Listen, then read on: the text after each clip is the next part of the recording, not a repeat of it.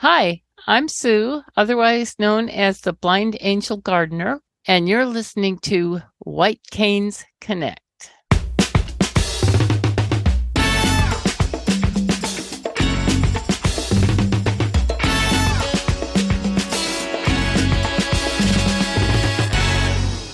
Hey there, PA Federationists. Welcome to another episode of White Canes Connect, presented by the National Federation of the Blind of Pennsylvania.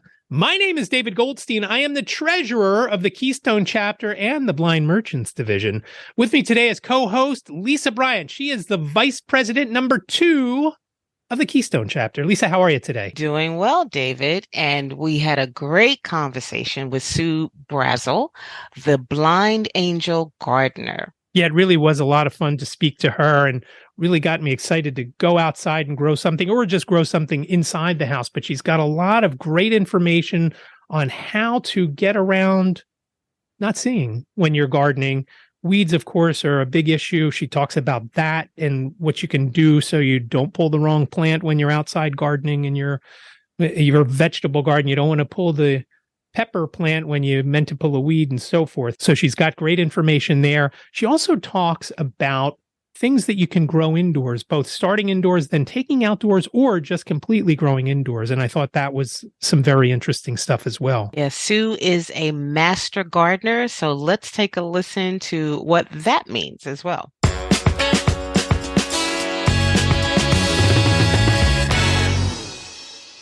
Sue, thanks so much for being with us today. I'm glad to be here. Sue, it is so nice to meet you and to have you. Welcome to White Canes Connect. And before we get into the weeds of our discussion, tell us a little about you. Where are you from and how did you get into gardening? Well, right now I live in Alabama. I grew up gardening. I followed my dad in the garden. And then when it came time to be an adult, I still continued my love of gardening. Eventually, it got to the point where I became a master gardener, which means that in each state, the land-grant university has a program where you can learn more about gardening and specific topics within gardening. So I know a lot about gardening, but I'm always willing to learn more. And that master gardener the prestige of that. Tell us about that from the perspective of being visually impaired?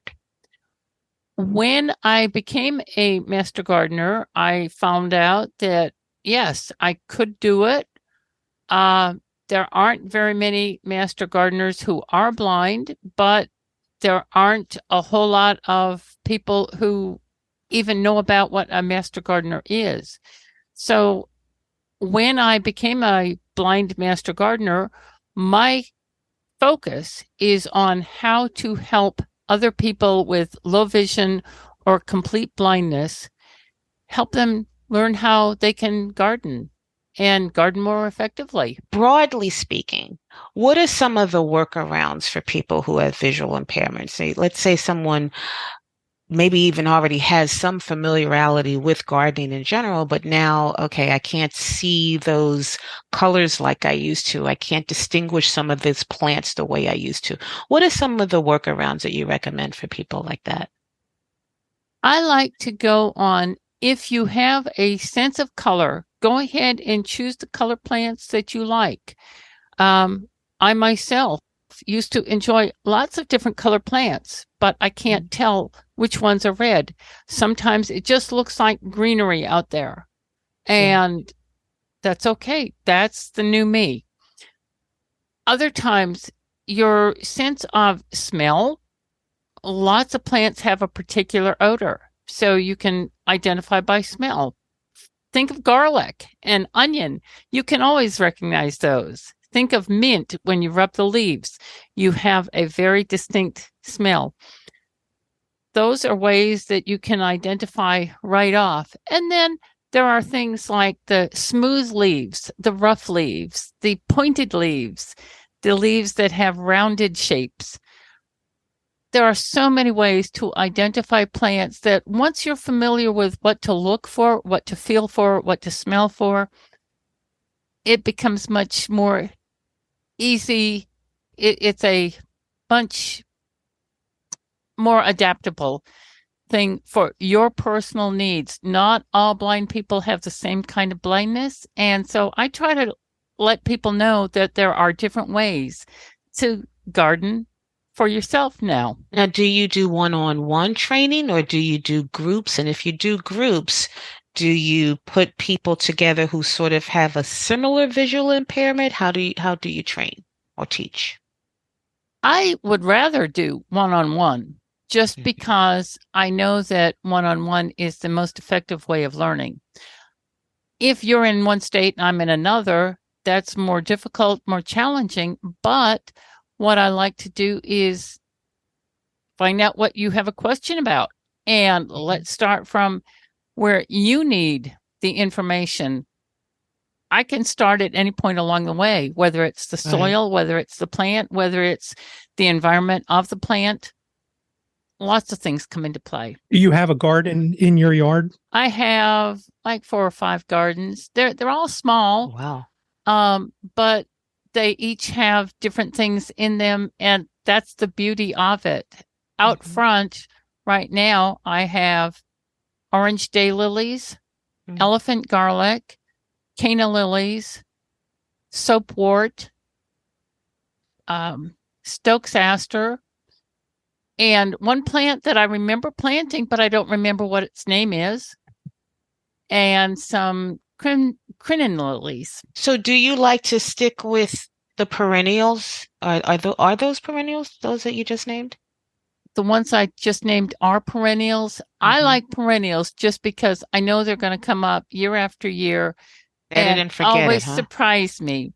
Yeah. I also like annuals because each year you can change the different ones that you have. Hmm. Um, I'm willing to go with anything. What I really, really like are the pass along plants.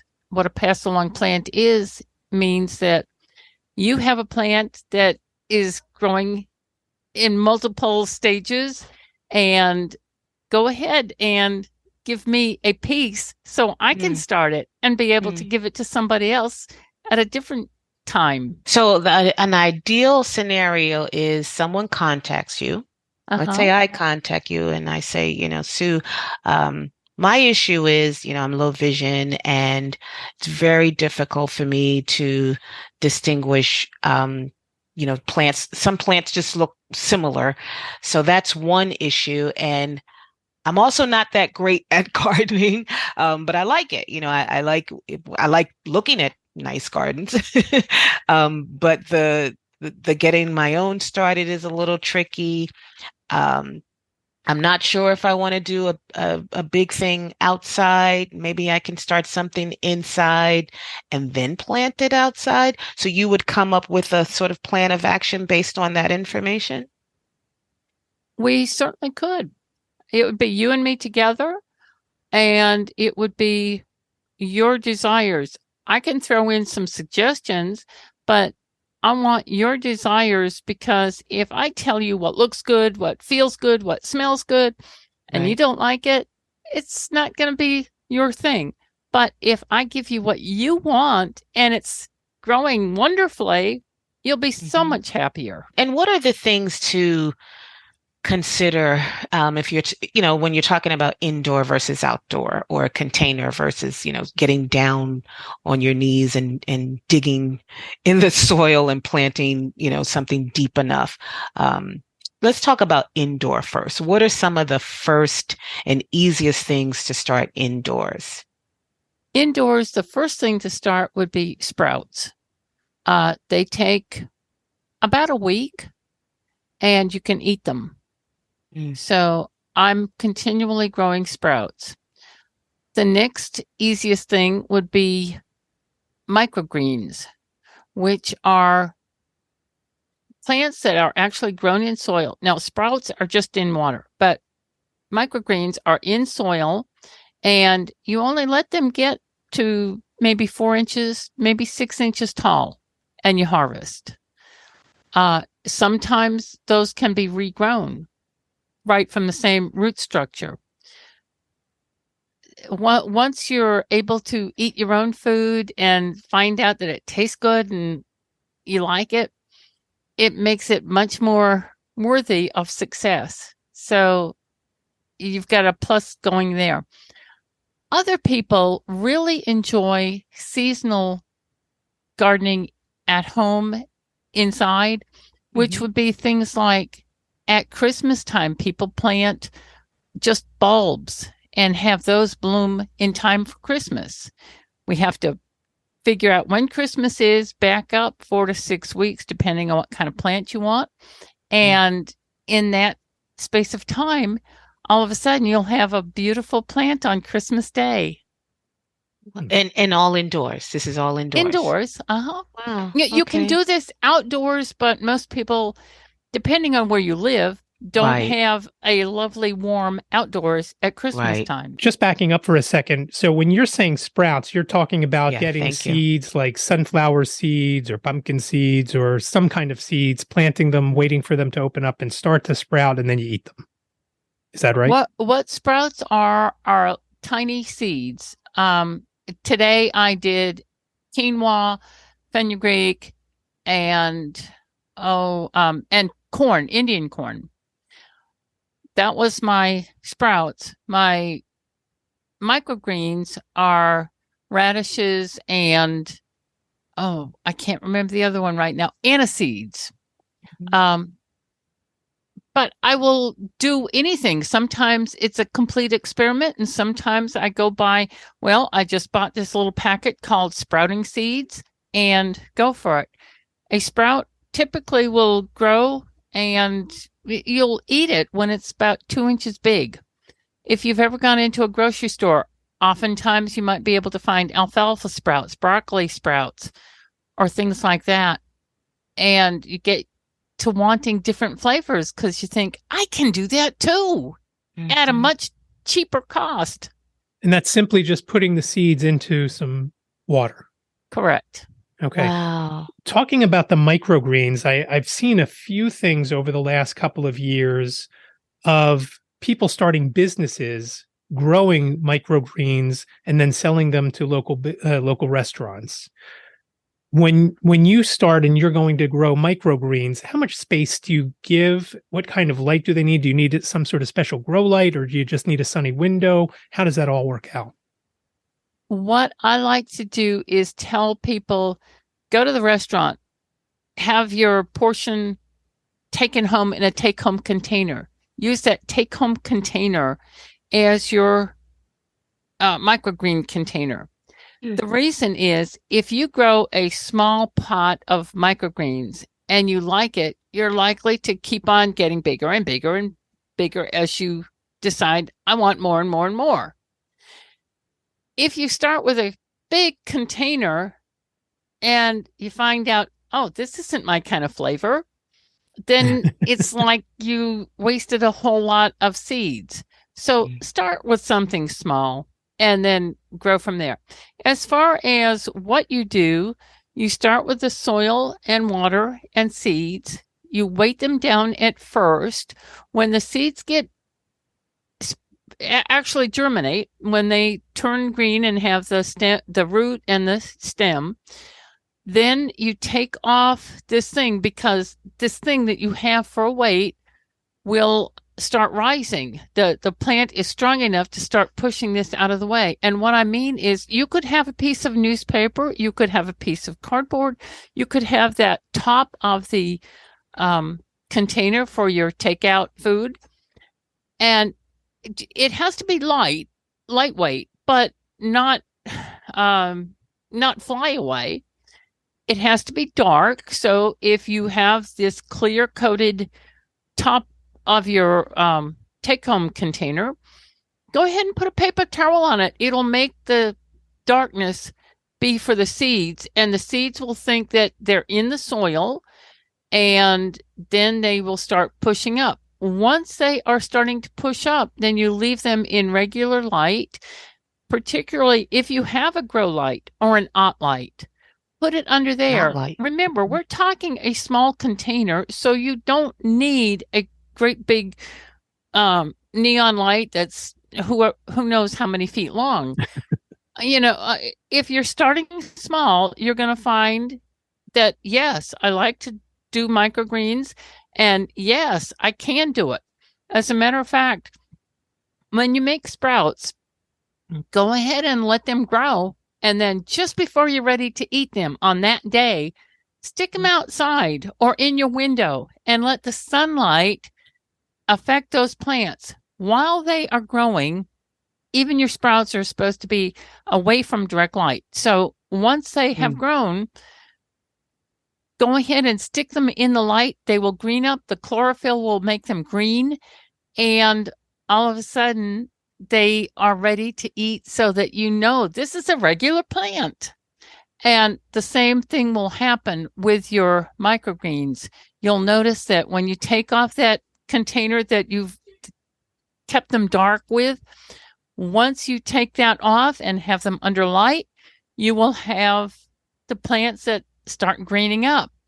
Doesn't matter whether you're growing radishes or sunflower seeds or whatever. All of a sudden, that they light up or green up, and it's a wonderful experiment to watch happen, to feel happen, to smell happening. I mean, you get the whole 9 yards when you're working up close and personal, because here I can have my plants at face level.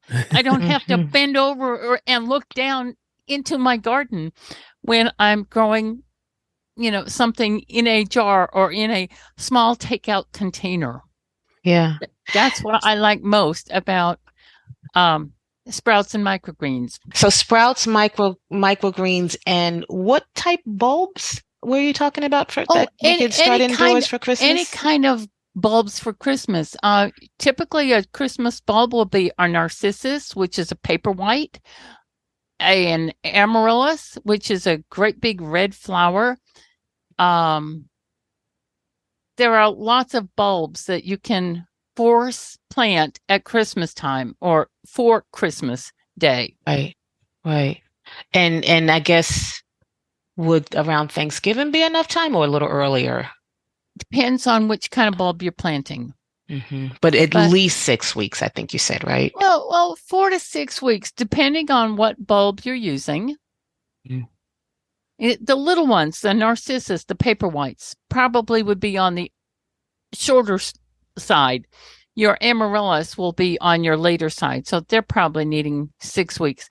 Most containers that you purchase of bulbs, they will tell you how long it's going to take. And do the same growing concepts as you mentioned for the microgreens and the sprouts, same type of idea there? Meaning they can start off in a dark area, then once they pop up, get them into the light? You can, yeah. Definitely do not plant them in direct light. Do not keep them in direct light while they are still in the bulb form. But once they bloom and, start developing roots and start developing stems, usually your directions will tell you what kind of lighting this plant needs. And go by that. But if you don't have that, then start it in a darker area, because remember, when you have a bulb in the soil, it's going to be dark. And then once that stem starts poking through the soil, all of a sudden it's looking to be in the light. Same thing applies whether it's in your house or outside. Have you helped people navigate their particular spaces so they know, because, depending on the time of the day where you have those, whether they're sprouts or microgreens, they may be exposed to more sunlight than they should at maybe just a portion of the day. So have you been able to help people kind of figure out where in their space it makes more sense, or maybe it's just better for the whatever you're growing? Because I'm just curious, if someone maybe doesn't have that light perception, how would they navigate where to start? Most people on their countertops don't have countertops right under their windows. Start these on your countertops. If you don't have a countertop, how about the table? because generally your table is not in direct sunlight. Okay. Definitely your windowsill would be direct sunlight for what you get for each room. Your northern exposure windowsills will be your darker windows or your darker grow direct light. Your south exposure will have much more sunlight. So you're saying you could grow these things. I have some space, let's say, right here in my studio, that I could probably grow these things. Mm-hmm. Wow. What about herbs, Sue? I love herbs. Let's talk about all things herbs. All things herbs. If you want to grow herbs, go to the grocery store and buy mint or basil. Mm-hmm.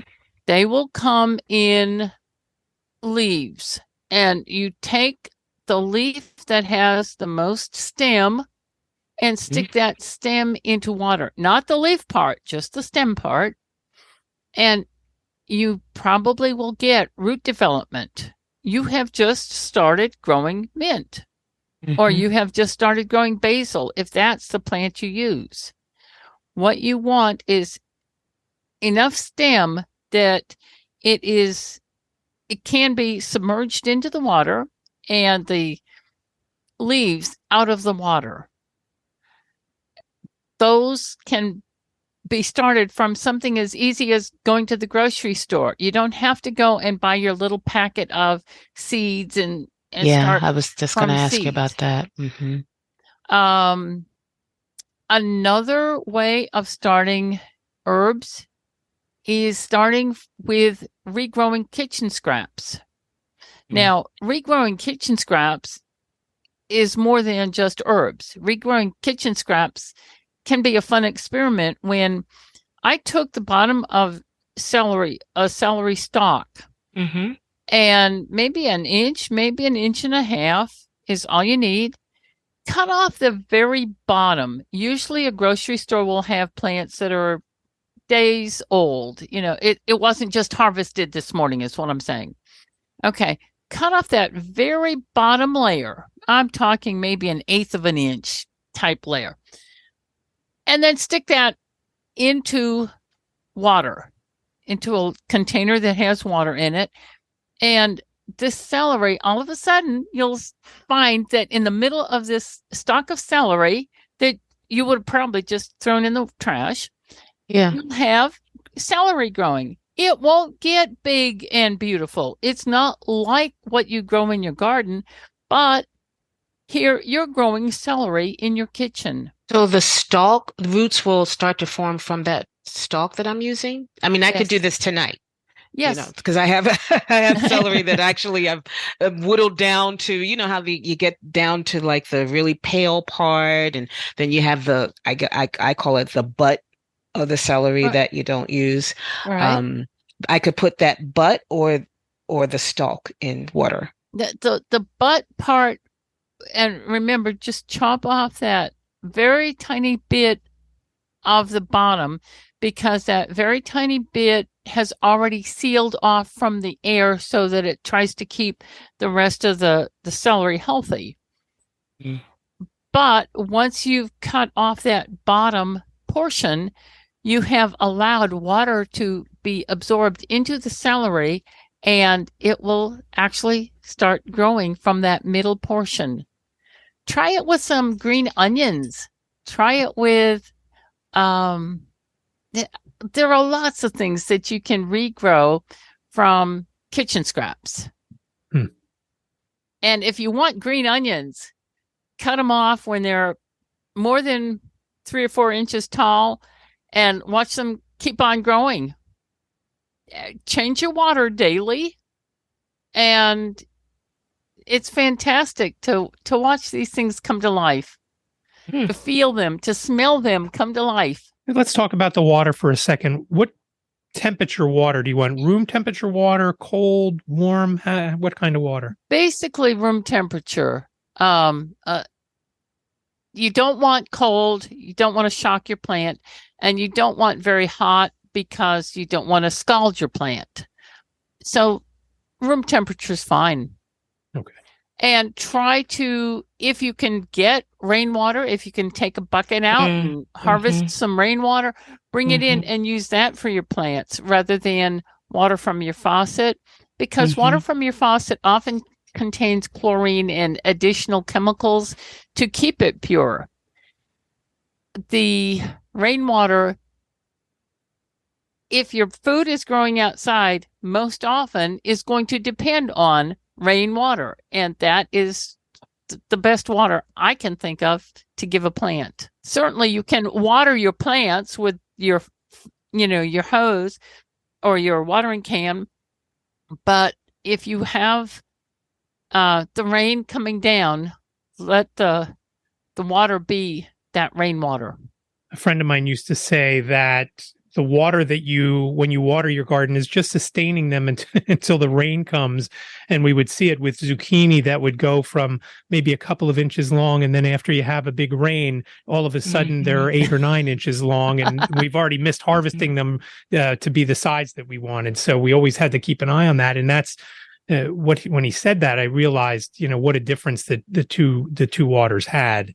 As far as spices go, what are the best spices that would do best indoors in your house? I would say probably mint, probably basil. Those are my two top choices. Okay. But basically any herb will do pretty well.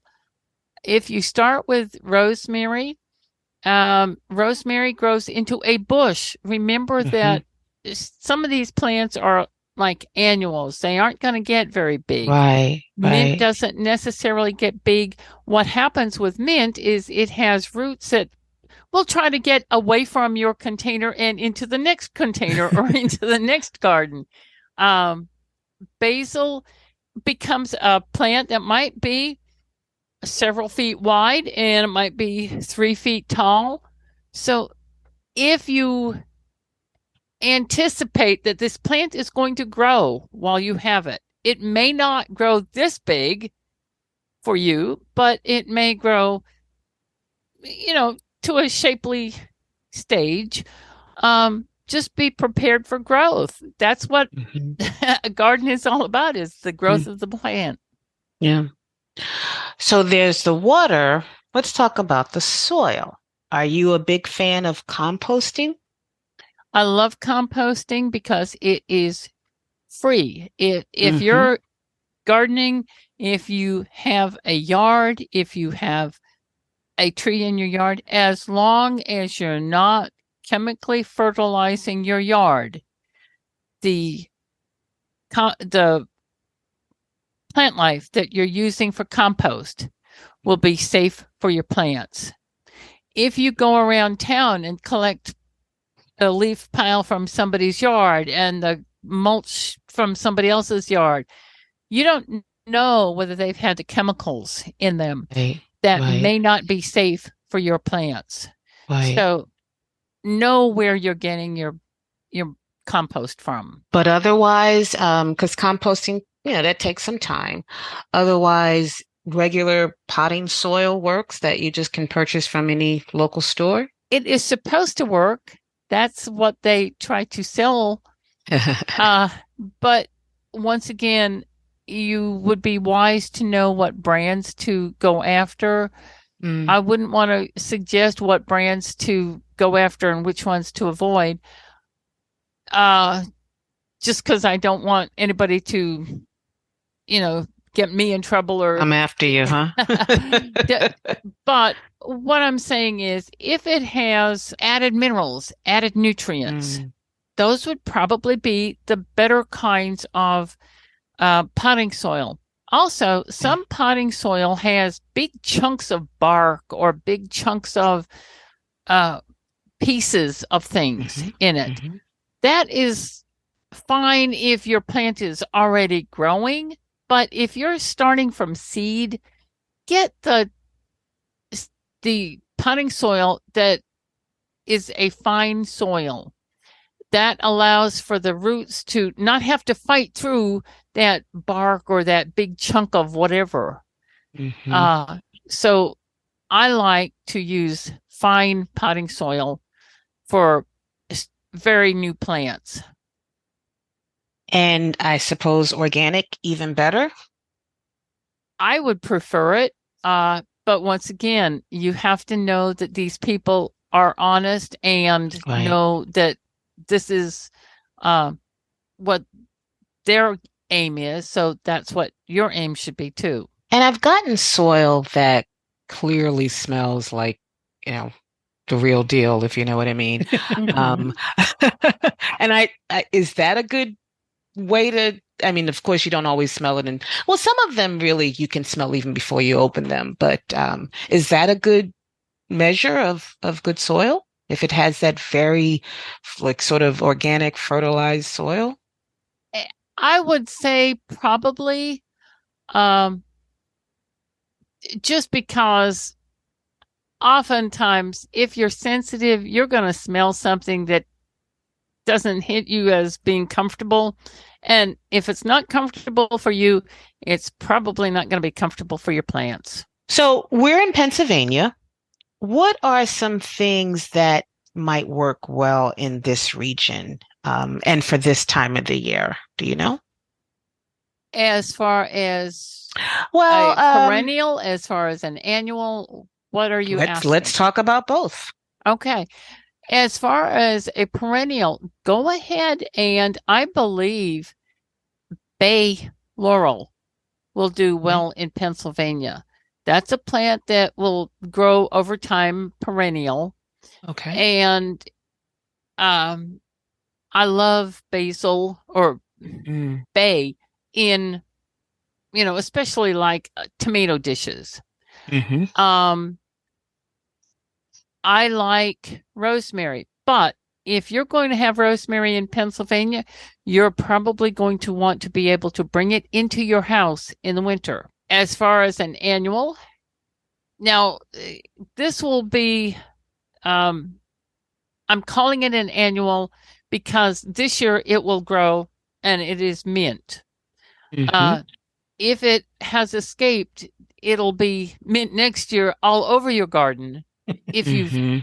got a good garden.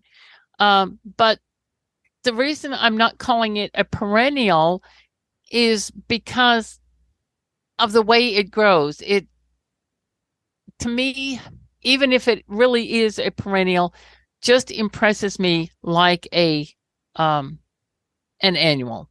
Annual. Okay. How about something like borage? Um, some of these plants you may not be familiar with because the grocery stores are limited in what Yes. they're selling. But some of these plants are really tasty. There is one that tastes like cucumber, but it's a lot of little tiny leaves, maybe half-inch type leaves all over. And salad burnet, that's the name of it. Okay. It is a really good herb and it is a perennial. I would try whatever you know you like. Hmm. There are several that you probably wouldn't want your first year gardening because you're going to think, oh, this is going to happen this year. Parsley is one of those. Hmm. It will grow, but it's actually a biennial, which means it's a 2-year cycle plant. Hmm. And so you won't be really able to harvest this year. It'll be next year. So Hmm. find out what kind of plant you want and then go after what you're expecting. I would if you're a first year gardener and Hmm. you have never grown a 2-year plant, stay away from them because you want success this year, right now. Yeah. Yeah. And if it's going to be next year, you might be discouraged. So keep with something that you can stay excited about. I remember one year a friend of mine, um, as a gift, bought me a box of herbs that she planted for me. So they were all in one, I guess you call it a little window box. So I think there was mint, thyme, I forget. I think there were 4 different type of herbs, but Okay. all in the same container. Do you Right. recommend that, or should they be in their own containers? If you want to have a lot of herbs, especially if you're into entertaining with your cooking skills, Mhm. go ahead and have that window box of multi herbs, Okay. like your basil, because your basil's going to be a tall, showy plant. Your thyme is going to be a low, splashy, over the border kind of plant. And your oregano is going to be right in the middle between the two. Hmm. So you've got all of that going on. And if you want, tuck in a few cloves of chives, Hmm. because chives look really pretty and Yes. they have the purple flowers. Right now, I've got the purple flowers on my chives. But you also can have the white chives, which is garlic chives, and those could be your filler, your thriller plant. That you've got a lot of options, but if you're unsure of what herb you want, go ahead and buy or obtain whatever kind of herb you want and have it in a container all by itself and see how it does. Yeah. Don't leave your plants necessarily in the containers that you buy them in, Mm. because those containers in the stores are going to be small because they're selling small plants. You Right. want your plant to grow and you want to give it room to grow. Hmm. So keep it, repot it to a bigger place to live. Let's head back outside for a moment. And one of the things that always frustrated me, whether it was in our beds where there were flowers and bushes and things like that, or in our vegetable garden, were the weeds. Yes, What, everybody has Hmm. a weeds Hmm. problem. and again, weeds are just plants that are growing in the wrong spot. They're not that they're terrible for you or anything. What would you recommend? Because that was my biggest issue with not knowing if I was pulling a weed or if I was pulling something I didn't Yeah. want to pull. Yeah. When you have a plant that you know what it is, take a popsicle stick or some other identifying marker. It could be a popsicle stick, it could be a spoon, it could be a plastic knife. It doesn't matter what it is, just that it is a tall stick kind of thing. Put it right by the plant that you want to make sure you don't pull out. Anything outside that realm could be considered a weed. That's Hmm. what you want to pull. If you have enough sight, you can even label this as, what kind of plant this is. Don't pull it. But if you don't have enough sight to read, how about labeling it in Braille and sticking that label on? If you have a Braille sign on your stick, one of the ways to do it best, remember that the roll of tape that comes with your Braille labeler is going to become dissolve. It will dissolve in the rainwater. So stick a plastic bag over your stick that has the Braille that you can still read so that you know what plant you have. And the elastic band, rubber band your plastic baggie on your stick so that it doesn't wash off the Braille label. I'm glad you mentioned that, Sue, because I was thinking earlier when you and I talked that there are going to be different techniques depending on your level of vision. Right. So, there may be some techniques that Braille will come in handy, and then for others, just being able to feel or smell because they have some residual vision. That's going to be their technique. So Mm-hmm. you're able to comfortably sort of weave in and out of these various situations or scenarios. I have to be Hmm. because I feel like it is my goal to help as many people as I possibly can. If I can help you wherever you are in your stage of blindness, um, let's work on it. one of the Yeah. biggest things that I want to work on is the issue of safety. A lot of people think, what do I need to know about safety in a garden? Well, a lot of times you may be the one that has to mow your yard sometimes. And how do I, as a blind person who can't see, Mm-hmm. how am I expected to follow the straight lines and not weave all across my yard? Some people can't, Yeah. but you've still got a blade on that lawnmower, whether you're using a scythe or whether you're using a gas powered or an electric powered or mower or a weed eater. Push mower. You've got something going around that could cut or, throw stuff in your face, whatever. Yeah. The Yeah. thing is, if you know that you're going to be doing this kind of activity, have on sensible shoes, not sandals. Mm-hmm. Have on long pants. Doesn't matter that it's 100 degrees. You don't want that stuff kicked up onto your legs and sting you. Yeah. Whenever you're working with blades, they are sharp. You want to keep them sharp, but you want to make sure that you know first aid so that if you do have something like that cut you, you know how to deal with it. The other issue would be something like when you're pulling weeds. Well, I'm just pulling weeds out of my garden until I found out that I have poison ivy growing in my garden right along with my plants. Yeah. And when you have poison ivy, the safe thing to do is to stop pulling it out. Make sure you're wearing gloves when you weed, because if you do pull poison ivy, you're not likely to get it right onto your hands. But if you get it onto your hands and wrists and arms, make sure you go right away and wash it, because the less time it spends on your skin, the better your chance of not developing poison ivy will be. Mm-hmm. And I would suppose some sort of protective eyewear too, while you're out there mowing, because that, you could hit upon a rock, that can go flying any which way.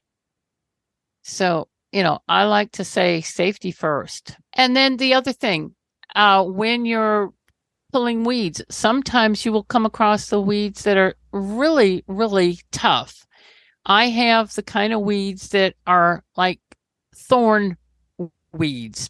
They actually have little thorns on them. Some of them get very, very tough. So I have to use pruning shears. Well, when you're using pruning shears, they slip out of your hands sometimes. Well, how do you find them if you can't see them? Yeah. If you have an old shower curtain, tie that on the handle of your pruning shears, because maybe if you can't see the shears, maybe you can follow the trail of your old shower curtain. There are all kinds of techniques that will help. Sometimes it takes one-on-one working out whatever system will help somebody else. Right. So how do people get to you? How are you getting the word out that you are available, and how do people sit under your feet and get all this wisdom? Okay. I am Southern Sue 2 at gmail.com, and that is SOUTHERNSUETWO at gmail.com. Get in touch with me by email, because I'll read my emails. I might not answer my phone. So that's the easiest way. And it doesn't matter what your question is, indoor gardening, outdoor gardening, whether you want a fancy garden, whether you want just one little flower pot. If you've got a question, let's work on finding answers. Well, I think I am going to contact you offline about the age-old question of how to bring back your mums from last year, or I guess from this year. Okay. If you have some mums, they will Yes. automatically come back up.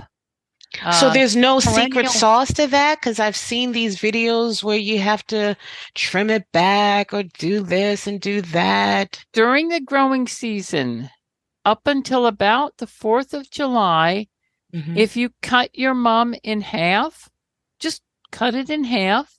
Yeah. That bottom half will keep on growing. That top half that you have, put it in water.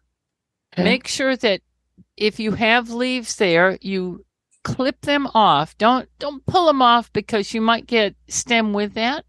Clip them and let them sit in this water until either they turn brown and you know you didn't do it right, Hmm. or you have roots. If you have roots, go ahead and put it in your soil right along with the other ones that are already doing what they were doing last year and growing nice and beautiful, Yeah. and you'll have double the amount of mums.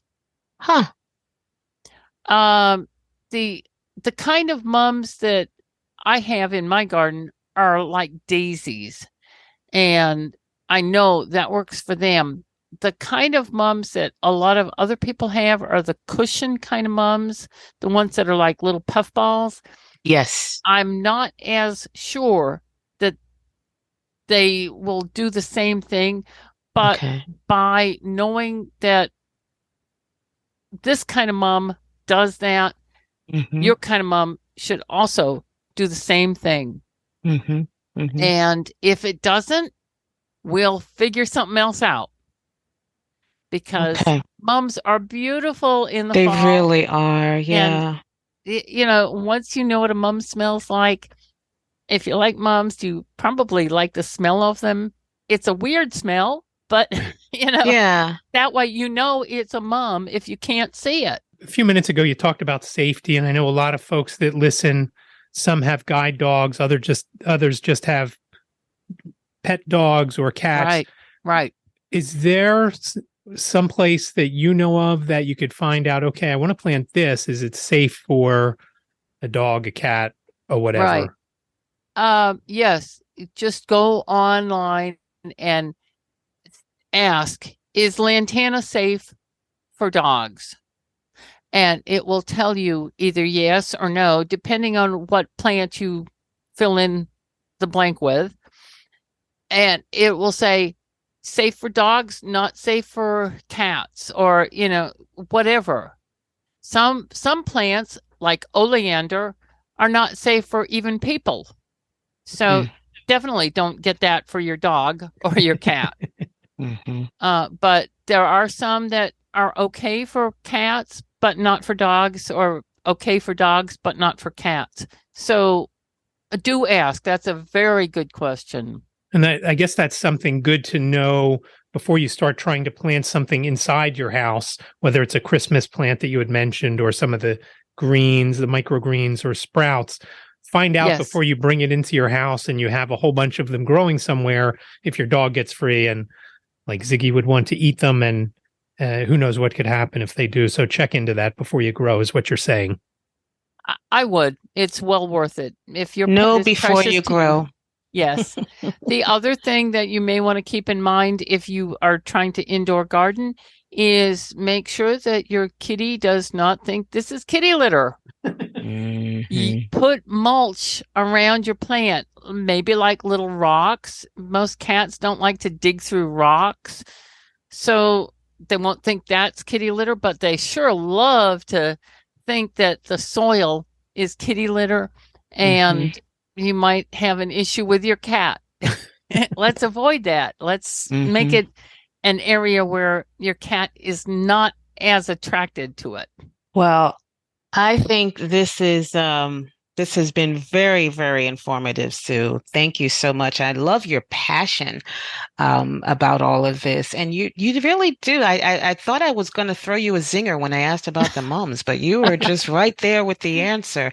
I'm tempted to go into restoring a bonsai that looks like it's on its last Now, leg. But I I have never done bonsai, so Oh, I did get would you. have to experiment together on that one. Okay. Yeah, I just got one for my birthday. Oh, It how was April. lovely. It was beautiful. It was beautiful when they gave it to me, it was just very green, Uh-huh. very pretty. And then I'd say maybe a couple of weeks later bloomed beautifully. But then, in fact, we all had one, three of us.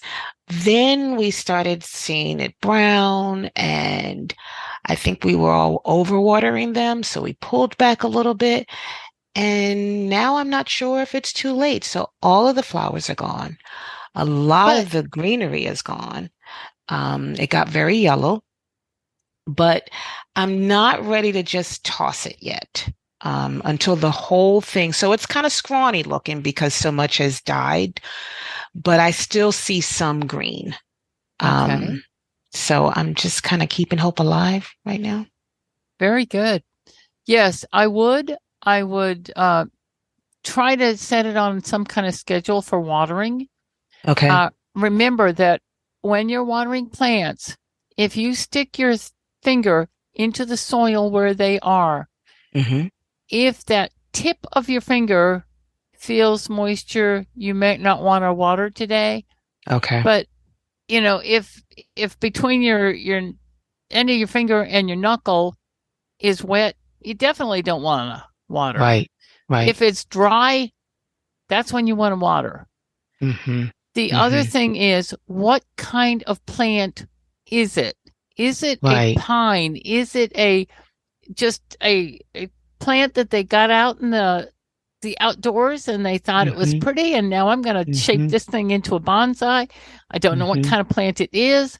Hmm. Those kinds of plants, just treat them like any other plant. Keep it at a watering level, keep it in the sunlight. Yeah. Uh, People have bonsai plants that are ages old, not just Right. months old, but years and years and years. Right. So yeah, your perspective on your bonsai is very good. Let me know I what will. what happens, and let's do some research together. Let me go out and see if I can find a plant that I would like to make into a bonsai. Yeah. And I'll because I don't know where they gave me the name of it. I'll research exactly what this thing is, and Good. yeah, we can experiment together. That would be fun. One last question I have is I love lemons. Could Good. I take the lemon seeds that come out of the lemon when I'm squeezing them, Mm-hmm. plant them, grow them into some sort of, for lack of some sort of 2 foot plant, something like that, carrying it in and out during the warm months. Obviously, I can't leave it out during the cold months since we're here in Pennsylvania. Is that Right. something that could someday bear fruit? Obviously, the pot's going to have to get fairly big and it's going to get pretty heavy at some point. Is that something, though, that could bear fruit at some point? Probably, especially if you look into like miniature varieties or varieties that would bear fruit no matter what size they are. I'm thinking of Myers lemons here, Okay. but Love if you Meyer don't know what lemons. that is, I love it's not those. going to mean much to you. But Hmm. yeah, definitely take your seeds, plant them, Hmm. and watch it grow. The other plant that is really a fun tree to watch grow is take that pit of your olive Oh, I've done or that. avocado, I'm Yeah, sorry, avocado. Uh-huh. and watch that grow. Mine got to Yeah. be 4 feet tall, and then Oh, because of wow. where I'm placing it, it grew up above the window, so the Mm. top was above the window. Only the lower part of the avocado tree was getting any sunlight, and the whole plant wanted sunlight, so it didn't do well after that. The other thing is, as a gardener, it's fun to watch the plants thrive, but be aware that not all plants will thrive. Some won't even survive, and that's okay. You're not a failure if your plant does not make it. It could be a multitude of reasons, but just, do it the best you can with what you've got. And when you need help, let's figure out what we can do together to make it do better next time, or to keep it going, even if it's in a sickly state right now. Yeah. So that's interesting about the lemons, because I always thought that it wouldn't grow here just because we don't have enough warm weather year round. But you're saying give it a whirl. Once you've got it in your house will be heated, so you don't have to worry about that as a problem. If you've got sunlight coming in through your windows, you might have enough light. Mm-hmm. If you have a grow light, that might provide even more and possibly be the right amount. Some things you just can't tell until you do it. So Sue, give your email address once again. I have a feeling that folks are out there with all sorts of questions. So if you don't mind being bombarded, why don't you give that email address again? Okay, it is southernsue2@gmail.com. So folks, reach out to Sue with your questions, maybe set up some sort of consultation, and report back to us. Let us know what you were trying to accomplish and how things turned out.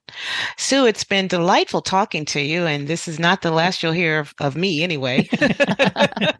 Good. Hopefully you won't regret giving I your won't regret information. helping anybody with gardening.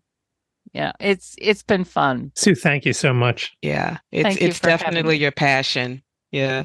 Thank you. Oh, you're welcome.